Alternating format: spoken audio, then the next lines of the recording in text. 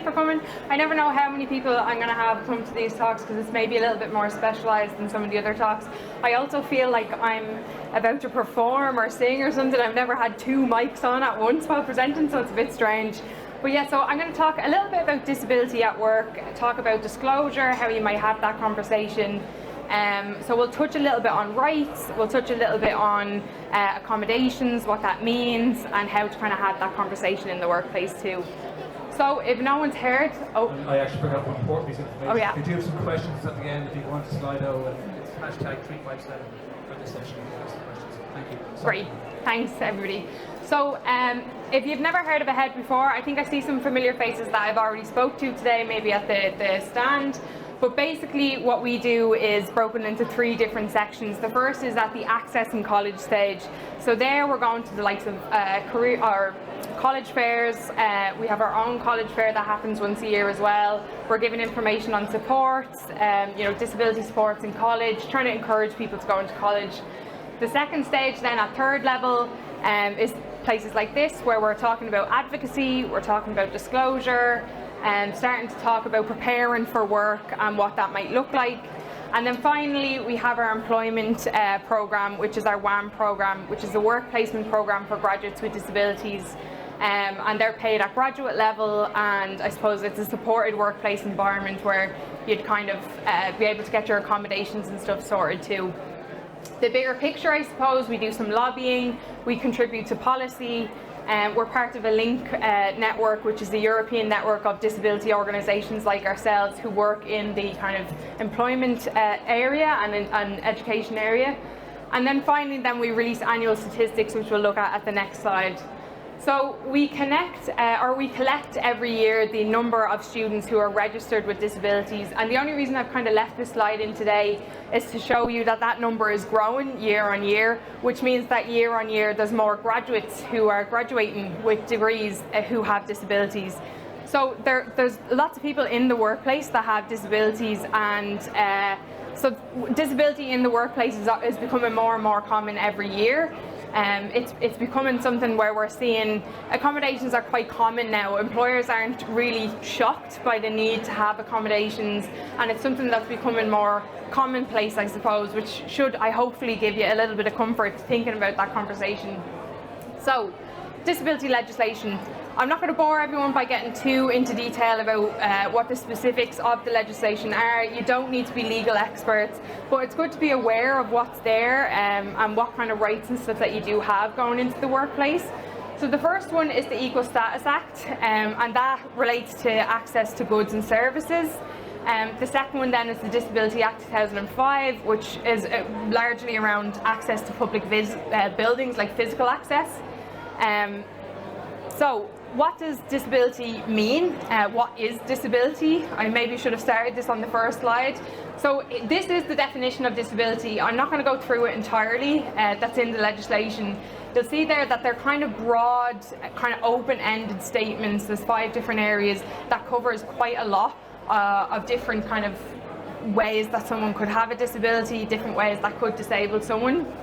And the reason that we have this slide in is not to kind of, tell you what is it or isn't a disability. It's actually just because I think some people think there's a list of disabilities in the legislation, and if your disability or diagnosis isn't included in that, then you're not entitled to supports. But it's actually, it doesn't really work that way. Instead, it just kind of goes around what kind of different conditions or medical conditions or disabilities could disable you in a work environment. So that's the way it's phrased instead. So what's a reasonable accommodation? A reasonable accommodation is basically a fancy term for support. It's some sort of support that's put in place in order for a person who has a disability to complete a task. So accommodations are regularly put in place for a variety of different reasons, and in different environments, like in education, like in employment. So for a student with a disability, so for anyone who's maybe a recent graduate, you might have maybe had extra time for your exams, maybe you had a private room to do your exams in, stuff like that. In a work context, reasonable accommodations are put in place to enable graduates or employees to complete the task that they were hired to do, and that maybe they would have found it difficult to do without that support or accommodation in place. So reasonable accommodation is, so the 9 grounds that you can be discriminated against, so that's like age, race, disability is one of them. Reasonable accommodation is what makes disability the kind of unusual one of those 9 grounds. And I say that because it's the only one that has any legal obligations for an employer that they have to do, and that is reasonable accommodations. So under the Equal Status Act, people with disabilities are entitled to reasonable accommodations in order to complete tasks or to get the job done, basically. And what the legislation says is it's the employers that are required to provide appropriate, effective and practical measures where needed in particular cases to enable a person with a disability to complete the task or to get their job done, basically. Now, I think some people want to know what the financial amount is. How much can I ask for? How much does a support have to cost before it's deemed reasonable or unreasonable? It's a little bit more complicated than that, because what it has to take into account is how much resources that company has, and that's not always money. It could be time, it could be you know, how many people, it could be the amount of maybe extra training or something that you need. So there's lots of different variables, but it doesn't include any kind of accommodation or support that you would need outside of the workplace. So for example, if you were deaf and used a hearing aid, you use that outside of the workplace, so that wouldn't come under this act as well. So when you're requesting a reasonable accommodation, 3 things are important. The first one is understanding how you do something. So how do you work best? And not only in terms of what accommodations do I need, but how am I actually going to perform at the best at work, and taking into account the full picture of who you are, not only just your diagnosis. The second one is knowing what accommodations or support work best for you. So employers are not disability experts. They will definitely have given support out and would have worked with reasonable accommodations before with previous employers or previous employees, and they could have even worked with someone who has the same diagnosis as you, but it doesn't mean that they're going to know what support is going to fit you best. So the best thing for you to know is what's going to work for me really well. So try those things out. I mean, we have lots of resources on our website if you're looking to try out different maybe technologies or that kind of thing. So I would encourage you to kind of try those out and be the expert yourself into what way you're going to know how to work best. And then a really big thing, which I think is really important, is having that positive attitude towards your disability. I think a lot of people who have disabilities see it as a burden on an employer. They feel like, you know, is an employer want to hire me because they're going to have to do this extra piece of work? But it really doesn't work that way. Accommodations are used for lots of different people in lots of different ways. So, you know, for parents who have young kids, it will be quite common for an employer to allow flexi time so that they can go and pick their kids up or that kind of thing. It's not unusual. And we know that people who have disabilities are innovative, they're creative, they're having to overcome obstacles all the time in an inaccessible world. That's an asset that you can bring an employer. So I wouldn't see it as a negative thing, and you're entitled to these supports. It shouldn't really be a big deal at all. So employers are used to providing, as I said, flexibility, especially now after COVID. I think we're in a totally different landscape where workers have a lot of, you know, they're now seeing what way work can be. So we want more flexibility, everyone does. And employers are kind of used to this conversation now, and it's not only for people with disabilities. So in terms of our own programme in WAM for interview accommodations, 4 out of 5 of our graduates don't require interview accommodations, but those that do, so there's about 426 that did. The most common type of accommodation at interview that people needed was an accessible room. So that could be maybe they needed it on the ground floor, or they needed it so that the sound wasn't really echoey in the room. Secondly, then, an accessible format, so maybe they need, if it was a Zoom interview or something, they needed captions on if they're deaf or something like that. And then the next was an ISL interpreter. But then if we go into reasonable accommodations, this is a lot more common, where a lot of people would require reasonable accommodation once they're in work. So they mightn't have needed anything at interview, but while they're in work, they actually do. And there's so many different types of accommodations. It could be assistive technology or equipment, so a piece of software, maybe Read Write Gold, Grammarly, things like that. Then some things needed to be adapted in the workplace. So if someone was a wheelchair user, maybe they need a ramp installed, things like that. And then, as I said, flexible working hours I think are the most common. It's something that a lot of people need for a lot of different reasons. And then provision of training. So maybe in your induction you just need a slightly longer time to be induced. Maybe you just need everything written down for you as well as just having meetings. So some examples. So for flexible working hours, this could be time off for your medical appointments. You shouldn't have to take that as annual leave. You shouldn't have to take that as a day off. You're entitled to that time. Flexi time, so maybe you take a medication that makes you very tired in the morning, so you're going to start a little bit later. Also, on that flexi time, it could be having a later start time or a longer break so that you can nap if your medication or something could make you very tired or something like that in the afternoons. And then allow breaks or individuals to take medications. So maybe if you have, if you're diabetic and you need to take your insulin, so you need to have breaks in order to do that. Those would be all really common types of flexibility in working hours that employers are used to doing. There's also work tasks. So this is something, again, that you'd kind of need to have a conversation with your employer about, and this is why I said it's so important for you to kind of know really best about what way you work well. So employers can play to the strengths of a team. They're going to want to do that anyway. So if you're someone who, maybe I'll take the example of someone who's deaf again, and you can't answer the phone. So instead of you answering the phone calls, maybe you'll be asked to answer all of the messaging that comes in, or maybe you're in charge of getting back to all the emails that come in, and someone else will take up the slack for calls.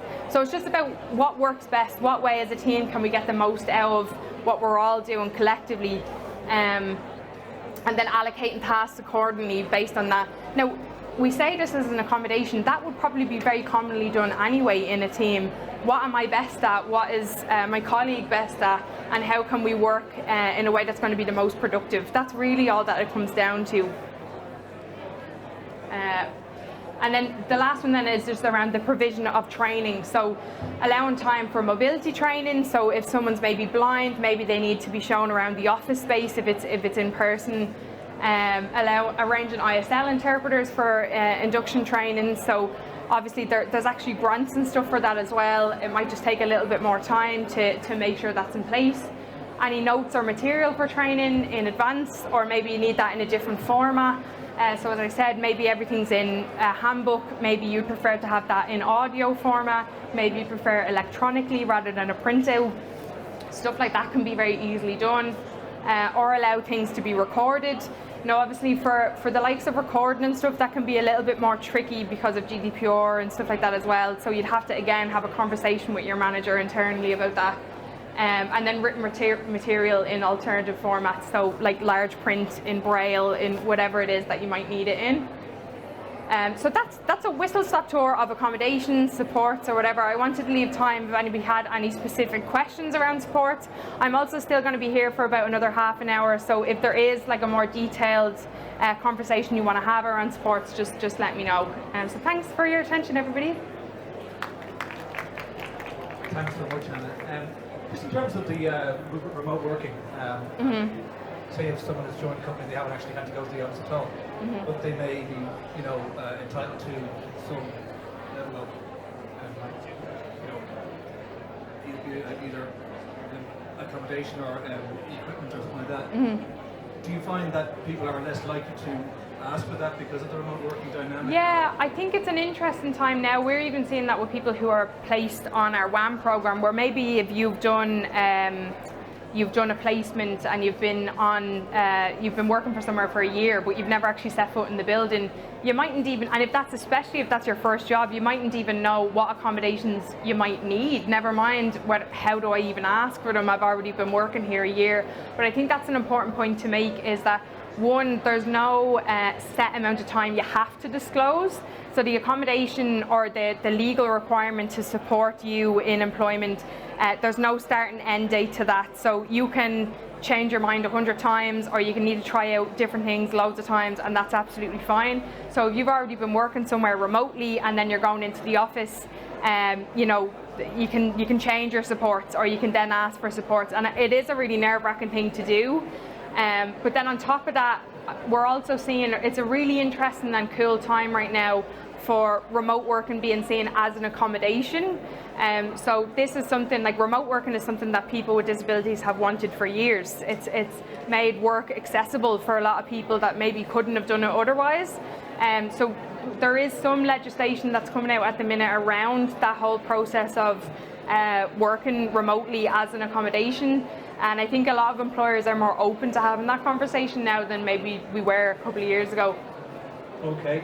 And what if someone has got an internship, say, for the summer, say, it's an internship, and it's on site? Yeah. May they feel a bit more hesitant to ask it because it's not a full-time position? But are they still entitled to the same? They still are, yeah. So you're entitled to accommodations if you're on an internship, if you're on a part-time job, if you have a summer job while you're still studying. So you're entitled to accommodations. As I said, what it always comes down to is what's it's called reasonable accommodations, and there's that bit of a disproportionate burden. So that's where it comes, whether it's fair or not fair.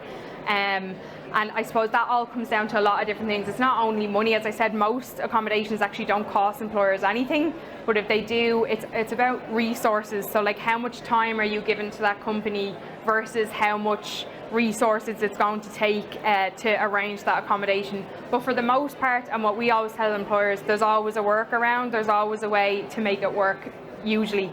But yeah, no, whether it's a part-time job, whether it's a summer internship, you're entitled to supports. Once you're in the workplace. Yeah. Yeah. And if people have any questions, it's yourself, Dave? Yeah, you can. That's my email there, or as I said, I'm literally right behind you at the last table there. So if anybody has any more questions. Great. Listen, thanks for. Great. Thanks everybody. Thank you. So much.